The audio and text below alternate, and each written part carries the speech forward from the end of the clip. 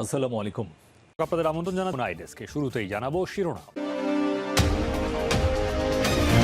দখলদার ইসরায়েলি বাহিনী এবং নিরীহ ফিলিস্তিনিদের মধ্যে ভয়াবহ যুদ্ধ চলছে। আর এই মুহূর্তে আমাদের হাতে এসছে যুদ্ধের ভয়ঙ্কর কিছু আপডেট সংবাদ। প্রথমেই জানাবো ইসরায়েলের বিমানবন্দরে ভয়াবহ হামলা। নেতানিয়াহু বললেন, আমরা এটা সহ্য করব না, কঠোর প্রতিশোধ নেব। আলহামদুলিল্লাহ, ইসরায়েলের প্রধান বিমানবন্দরে ব্যালিস্টিক ক্ষেপণাস্ত্র হামলা চালিয়েছে ইয়েমেনের বিদ্রোহীরা। এই ঘটনার জেরে হুতি বিদ্রোহী এবং তাদের পৃষ্ঠপোষক ইরানের বিরুদ্ধে প্রতিশোধ নেয়ার অঙ্গীকার করেছে ইসরায়েলের প্রধানমন্ত্রী বেঞ্জামিন নেতানিয়াহু। তিনি বলেছেন, আমরা এটা সহ্য করব না, আমরা কয়েক ধাপে প্রতিশোধমূলক পদক্ষেপ গ্রহণ করব। আজ এই তথ্য জানিয়েছে বার্তা সংস্থা রয়টার্স। এরপর জানাবো ভারতের রাফায়েল যুদ্ধবিমান রুখে দিয়েছে পাকিস্তান, বললেন খাজা আসিফ। সম্প্রতি সীমান্ত উত্তেজনার সময় ভারতীয় রাফায়েল যুদ্ধবিমান পাকিস্তানের ইলেকট্রনিক্স জ্যামিং প্রযুক্তির মুখে পড়ে পিছু হটতে বাধ্য হয়েছে বলে দাবি করেছে পাকিস্তানের প্রতিরক্ষা মন্ত্রী খাজা আসিফ। এদিকে মার্কিন প্রতিরক্ষা মন্ত্রীর সামরিক হুমকির জবাব দিল ইরান। ইরানের প্রতিরক্ষা মন্ত্রী ব্রিগেডিয়ার জেনারেল আজিজ নাসিরাজাদে হুঁশিয়ারি উচ্চারণ করে বলেছেন, ইসলামিক প্রজাতন্ত্র ইরানের উপর কেউ হামলার চিন্তাও করলে তার জবাব কঠোর ও ধ্বংসাত্মক প্রতিক্রিয়া দেখাবে তেহরান। আজ এক প্রতিবেদনে খবর দিয়েছে ইরানের রাষ্ট্রীয় সংবাদ সংস্থা ইরনা। জানাবো ভারত পাকিস্তান সীমান্তে আজও গোলাগুলি। কাশ্মীরে পেহেলগামে হামলার ঘটনার উত্তেজনার মধ্যে সীমান্ত নিয়ন্ত্রণ রেখা এলওসি বরাবর ভারত ও পাকিস্তান সেনাদের মধ্যে আজ দশমবারের মতো গোলাগুলির খবর পাওয়া গেল। তবে এতে আজও কোনো হতাহত হয়নি। এ নিয়ে টানা 10 বার তাদের দুই পক্ষের মধ্যে গোলাগুলির ঘটনা ঘটল। প্রিয় দর্শক, এতক্ষণ শুনছিলেন সংবাদ শিরোনাম, এবারে বিস্তারিত। তবে তার আগে বন্ধুরা, অনুরোধ থাকবে এই সংবাদটিতে একটি লাইক দিন।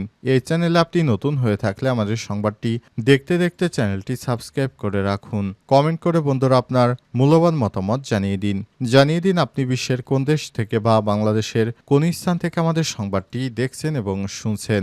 গাজা যুদ্ধে আপনি যদি নিরীহ ফিলিস্তিনিদের ভালোবেসে থাকেন বন্ধুরা, কমেন্টে ইয়েস লিখে বিশ্ববাসীকে জানিয়ে দিন। এবারে বিস্তারিত।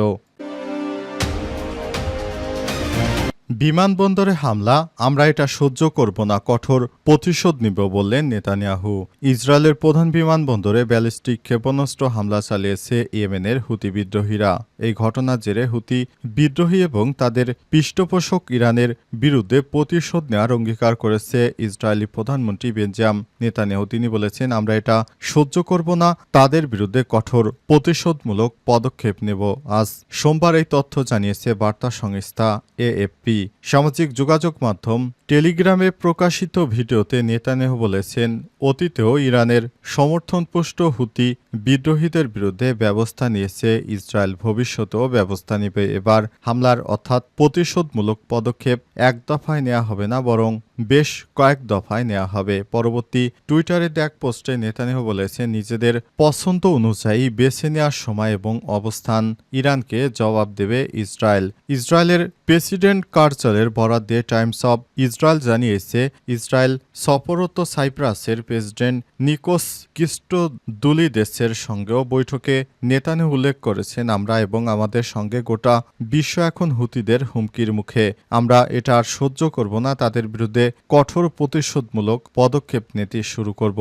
আমাদেরকে সবসময় মনে রাখতে হবে যে তারা হুতিয়া তাদের পৃষ্ঠপোষক ইরানের নির্দেশ অনুযায়ী তাদের সহায়তা দিয়ে আসছে, কার্যক্রম পরিচালনা করে আসছে। আমরা ইরানকে যথোপযুক্ত সতর্কবার্তা দিব এবং তা দেওয়ার জন্য যা করণীয় তাই করব।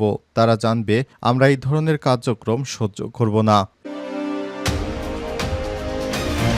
ভারতের রাফাল যুদ্ধবিমান রুখে দিয়েছে পাকিস্তান, বললেন খাজা আসিফ। সম্প্রতি সীমান্তে উত্তেজনার সময় ভারতের রাফাল যুদ্ধবিমান পাকিস্তানের ইলেকট্রনিক্স জ্যামিং প্রযুক্তির মুখে পড়ে পিছু হটতে বাধ্য হয়েছে বলে দাবি করেছে পাকিস্তানের প্রতিরক্ষা মন্ত্রী খাজা আসিফ। আজ NROI নিউজের আলোচিত টক শোতে সাওয়াল ইয়াহায় অংশ নিয়ে খাজা আসিফ বলেছেন, ভারত অধিকৃত কাশ্মীরের আকাশ সীমা রাফায়েল যুদ্ধবিমান প্রবেশ করলে আমাদের প্রতিরক্ষা বাহিনী দ্রুত প্রতিক্রিয়া জানিয়েছে। আমরা ওই বিমানের রাডার এবং যোগাযোগ ব্যবস্থা জ্যাম করে দেই, ফলে ভারতের বিমানগুলো ফিরে যেতে বাধ্য হয়। এই বক্তব্যের মাধ্যমে পাকিস্তান সরকার প্রথমবারের মতো স্বীকার করল যে তারা রাফাল যুদ্ধ বিমান প্রতিহত করতে সক্রিয়ভাবে ইলেকট্রনিক যুদ্ধ কৌশল ব্যবহার করছে। উল্লেখ্য, রাফাল হল ভারতের বিমান বাহিনীর সর্বাধুনিক যুদ্ধ বিমান, যা ফ্রান্স থেকে আমদানি করা হয়েছে। পাকিস্তানি নিরাপত্তা সূত্রের দাবি, এই ঘটনা ঘটেছে 29 এপ্রিল থেকে 30 এপ্রিল রাতে। যদি পাকিস্তান বিমান বাহিনীর বিমান প্রতিরক্ষা ব্যবস্থা ওই রাতে রাফাল বিমানগুলো যোগাযোগ এবং রাডার সিস্টেম জ্যাম না করত, তবে ভারতীয় বিমানগুলো পাকিস্তানের ভূখণ্ডে আক্রমণ করতে সক্ষম হতে পারত।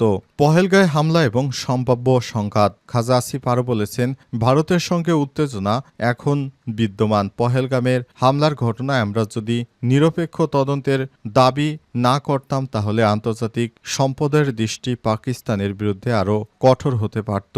22 এপ্রিল কাশ্মীরের পহেলগাঁও একটি হামলায় 26 জন নিহত হন। হামলার দায় প্রমাণ ছাড়াই পাকিস্তানের উপর চাপিয়ে দেওয়ার সুযোগ তুলেছে ভারত, তবে এই সুযোগকে সরাসরি প্রত্যাখ্যান করেছে পাকিস্তান। তারা বলছে, আমরা এই ধরনের কোনো সন্ত্রাসী হত্যাকাণ্ডের সঙ্গে জড়িত নই। মার্কিন প্রতিরক্ষামন্ত্রীর সামরিক হুমকির জবাব দিল ইরান। ইরানের প্রতিরক্ষামন্ত্রী ব্রিগেডিয়ার জেনারেল আজিজ নাসিরাজে হুঁশিয়ারি উচ্চারণ করে বলেছেন, ইসলামী প্রজাতন্ত্র ইরানের উপর কেউ হামলার চিন্তা করলেও তার জবাব কঠোর ধ্বংসাত্মক প্রতিক্রিয়ায় দেখাবে তেহরান। আজ এক প্রতিবেদনে খবর দিয়েছে ইরানের রাষ্ট্রীয় সংবাদ সংস্থা ইরনা।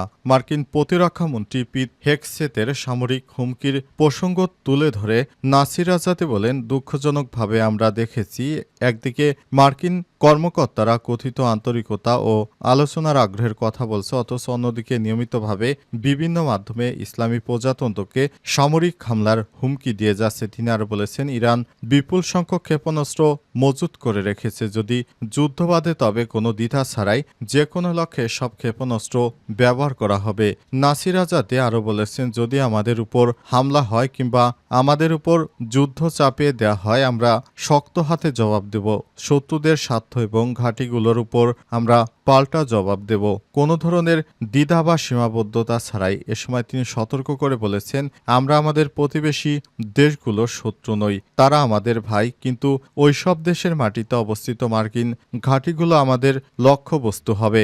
নতুনভাবে তৈরি করা ইরানের ব্যালিস্টিক ক্ষেপণাস্ত্র সম্পর্কে প্রতিরক্ষামন্ত্রী জানান, এই কঠিন জ্বালানি চালিত ক্ষেপণাস্ত্র পূর্ববর্তী মডেলগুলোর তুলনায় অনেক শক্তিশালী এবং মার্কিন, থাই ও প্যাট্রিয়ট ইসরায়েল প্রতিরক্ষা ব্যবস্থা ভেদ করতে সক্ষম। ক্ষেপণাস্ত্রটির পাল্লা 1200 কিলোমিটার বলে জানান তিনি।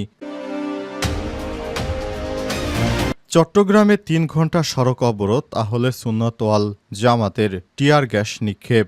বাংলাদেশ ইসলামী ছাত্র সেনার ঢাকা মহানগরীর সাবেক সভাপতি মাওলানা মোহাম্মদ রইসুদ্দিনকে হত্যার প্রতিবাদে 3 ঘণ্টা সড়ক অবরোধ করেছে আহলে সুন্নাত ওয়াল জামাত। আজ সকাল 9টা থেকে নগরের বিভিন্ন পয়েন্টে সড়ক অবরোধ করে রাখেন তারা। এতে দীর্ঘ যানজটের পাশাপাশি অফিসগামী লোকজন দুর্ভোগে পড়ে, অনেকেই হেঁটে হেঁটে গন্তব্যে পৌঁছান। এদিকে সড়ক অবরোধের কয়েকটি পয়েন্টে অবস্থান নিলে পুলিশ তাদের সরিয়ে দেওয়ার চেষ্টা করে। সময় পুলিশের সঙ্গে তাদের বাকবিতণ্ডা এবং ধা পাল্টা ধার ঘটনা ঘটে। এক পর্যায়ে নগরের মুরাদপুরে টিয়ার গ্যাস নিক্ষেপ করে পুলিশ, এতে আন্দোলনকারীরা ছত্রভঙ্গ হয়ে যায়। সকাল থেকেই অবরোধ চলাকালে নগরীর মুরাদপুর বহদ্দারহাট 2 নম্বর গেট, জিইসি নতুন ব্রিজ, সল্ট গোলা ক্রসিং, একে খান গেট সহ চট্টগ্রামের বিভিন্ন স্থানে সড়ক অবরোধ করে রাখে। মাওলানা হত্যায় জড়িতদের গ্রেপ্তার ও শাস্তির দাবিতে স্লোগান দেন তারা। এছাড়াও জেলার হাটহাজারী বাস স্ট্যান্ড, কাটিরহাট, রাঙ্গুনিয়া, রাউজান, ফটিকছড়ি, আনোয়ারা, বলখালী, পটিয়া, বাঁশখালী, চান্দনাইশ, সাতকানিয়া, লোহাগাড়া সহ বিভিন্ন উপজেলার সড়ক অবরোধ করেছেন তারা। চট্টগ্রামের হাটহাজারী সার্কেলের অতিরিক্ত পুলিশ সুপার কাজী মোহাম্মদ তারেক আজিজ বলেছেন, কাটিরহাট চট্টগ্রাম বিশ্ববিদ্যালয় গেট, বড়দিঘির 504টি পয়েন্টে সড়ক অবরোধ করা হয়েছিল। যান চলাচল বন্ধ ছিল। 12টার পর তারা সরে গেলে যান চলাচল স্বাভাবিক হয়ে যায়।